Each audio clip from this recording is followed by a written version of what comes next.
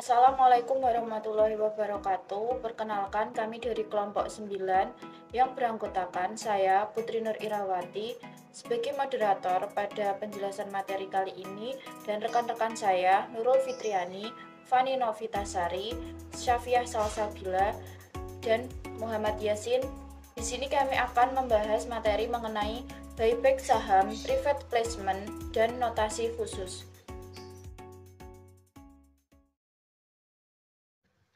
Untuk materi pertama, terkait pengertian buyback saham.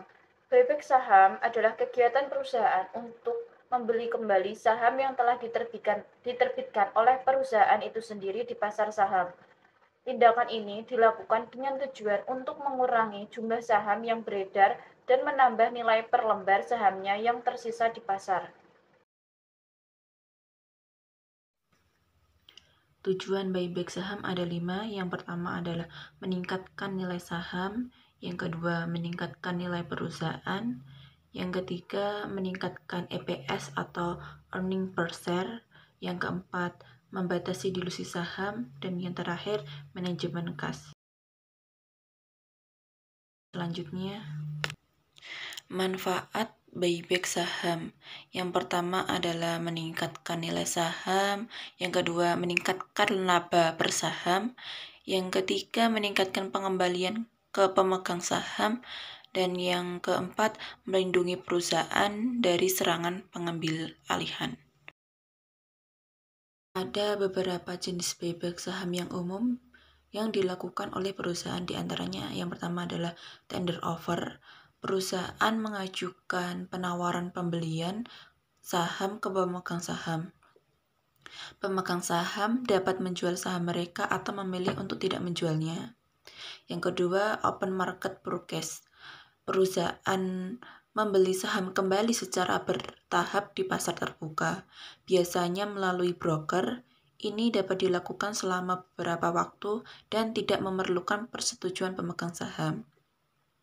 Yang ketiga, target repurchase. Perusahaan membeli kembali saham dari pemegang saham tertentu, misalnya para pendiri atau investor awal.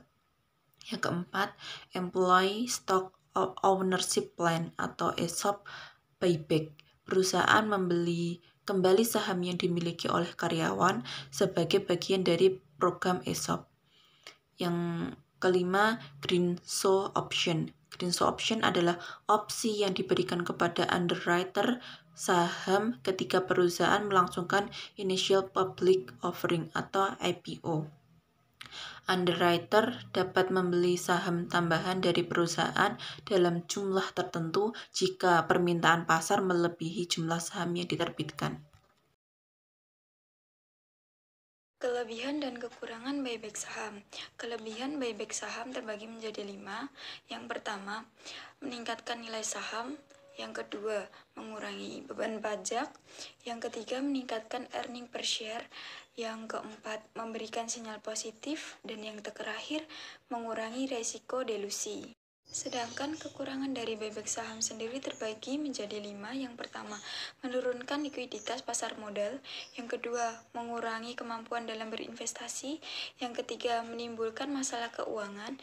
Yang keempat, tidak menjamin kenaikan saham.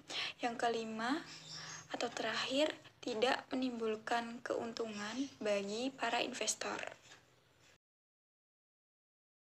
Pengertian private placement.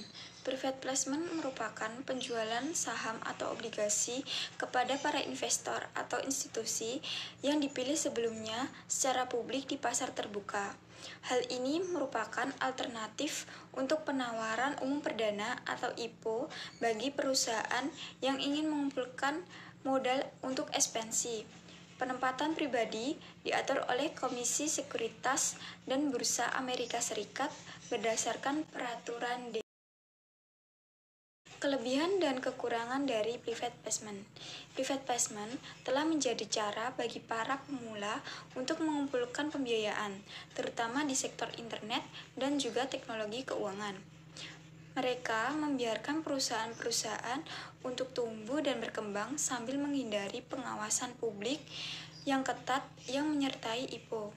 Sebagai contohnya, Lightspeed System, sebuah perusahaan yang berbasis di Austin yang membuat perangkat lunak kontrol dan pemantauan konten untuk lembaga pendidikan K-12, mengumpulkan sejumlah uang yang tidak diungkapkan dalam putaran pembiayaan seri D, penempatan pribadi pada Maret 2019. Dana tersebut akan diberikan dan digunakan untuk pengembangan suatu usaha.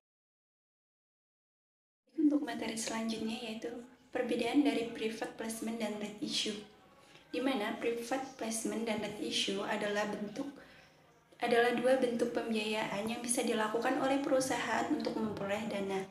Nah, private placement itu adalah penjualan saham oleh perusahaan kepada investor tertentu, biasanya institusi atau investornya kaya.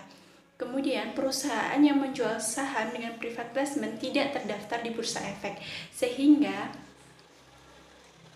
tidak perlu melakukan proses yang sama dengan perusahaan yang ingin melaksanakan penawaran umum perdana atau IPO. Keuntungan dari private placement adalah perusahaan dapat memperoleh dana dengan cepat dan lebih mudah daripada melalui IPO. Sedangkan right issue adalah penjualan saham baru kepada pemegang saham yang sudah ada dengan harga yang lebih murah dari harga pasar saat ini. Pemegang saham akan menerima hak untuk membeli saham baru dalam jumlah tertentu, sesuai dengan proporsi kepemilikan saham mereka saat ini. Keuntungan dari right issue adalah perusahaan dapat memperoleh dana yang tanpa harus mencari investor baru, dan pemegang saham yang sudah ada dapat memperoleh saham baru dengan harga yang lebih murah. Pengaruh private placement terhadap harga saham, di mana private placement dapat mempengaruhi harga saham karena adanya penambahan jumlah saham yang tersedia di pasar. Ketika perusahaan melakukan private placement, hal ini dapat berpengaruh terhadap psikologi investor, khususnya bagi investor lama dari emiten terkait.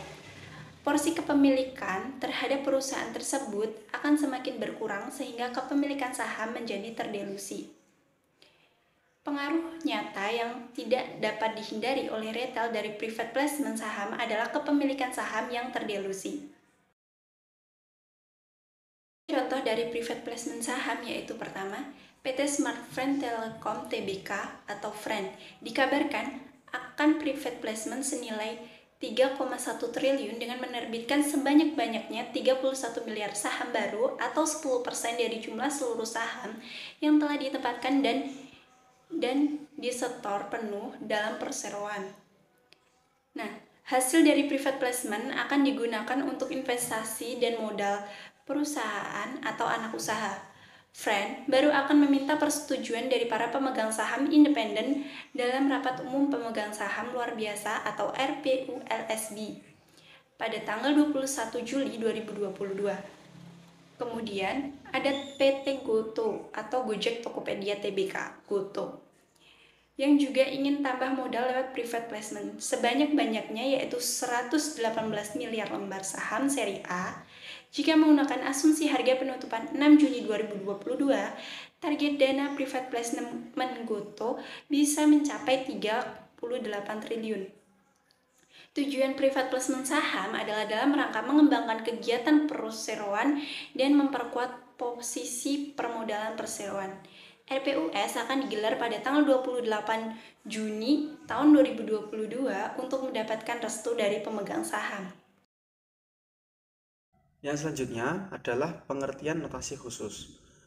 Notasi khusus merupakan suatu pemberitahuan yang berupa simbol khusus yang diberikan oleh Bursa Efek Indonesia kepada investor agar bisa mengetahui kondisi kurang baik dari sebuah emiten. Notasi khusus yang diberikan BEI ini umumnya berupa huruf-huruf yang setiap hurufnya memiliki pengertian yang berbeda dan diberikan secara beragam kepada masing-masing emiten. Secara tidak langsung, notasi khusus ini berfungsi sebagai indikator penunjuk yang bisa membantu investor untuk mengetahui apakah emiten tersebut sedang bermasalah atau tidak. Tujuan notasi khusus. Notasi khusus sendiri memiliki dua tujuan, yaitu yang pertama, sebagai bentuk pemberian perlindungan bagi investor agar terhindar dari emiten-emiten yang bermasalah. Yang kedua, Sebagai bentuk peringatan agar setiap emiten lebih taat aturan dan menghindari penyelamatan notasi khusus yang lebih banyak. Penyelamatan notasi khusus pada emiten tidak bersifat permanen. Notasi khusus ini dapat dihapus oleh BEI jika kondisi atau permasalahan yang menyebabkan emiten mendapatkan notasi khusus sudah terselesaikan. BEI dapat mengubah lambang notasi khusus jika emiten berhasil memperbaiki kinerjanya. Makna lambang notasi khusus. Lambang notasi khusus sendiri dibagi menjadi B, M, E, A, dan D. B bermakna adanya permohonan pilot. Kemudian ada M, adanya permohonan penundaan kewajiban pembayaran utang atau PKPU. Kemudian ada E, yaitu laporan keuangan, terakhir menunjukkan ekuitas negatif. Selanjutnya ada A, yaitu adanya opini tidak wajar atau adverse dari akuntan publik. Yang terakhir ada D, yaitu bermakna adanya opini tidak menyatakan pendapat atau disclaimer dari akuntan publik. Yang terakhir yaitu kesimpulan. Dalam buyback saham, perusahaan dapat membeli kembali sahamnya melalui pasar terbuka atau dengan membuat tawaran tertentu kepada pemegang saham. Private placement adalah penjualan saham atau obligasi kepada investor dan institusi yang dipilih sebelumnya daripada secara publik di pasar terbuka. Private placement dapat mempengaruhi harga saham karena adanya penambahan jumlah saham yang tersedia di pasar. Right issue adalah penjualan harga baru kepada pemegang saham yang sudah ada dengan harga yang lebih murah dari pasar saat ini. Notasi khusus merupakan suatu pemberitahuan yang berupa simbol khusus yang diberikan oleh Bursa Efek Indonesia kepada investor agar bisa mengetahui kondisi kurang baik dari sebuah emiten. Sekian presentasi dari kelompok 9, mohon maaf apabila ada salah pengejaan dan penyampaian. Untuk menutup presentasi kali ini saya akan pantun terlebih dahulu. Kesepian tanpa kekasih, cukup sekian dan terima kasih. Wassalamualaikum warahmatullahi wabarakatuh.